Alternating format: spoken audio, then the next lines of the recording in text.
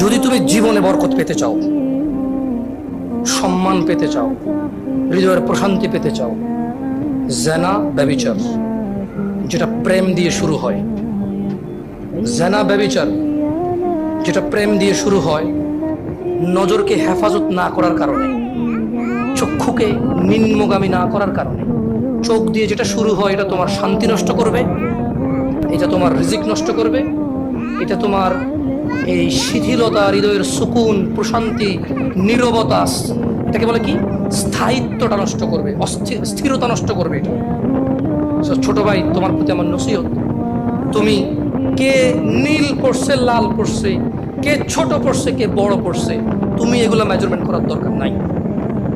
তুমি নিচে নজর রাখো, হাঁটো, তোমার এটা জানারও দরকার নাই আজকে তোমার সামনে দিয়ে কয়টা মেয়ে কি পড়ে গেছে তুমি দেখোই নাই।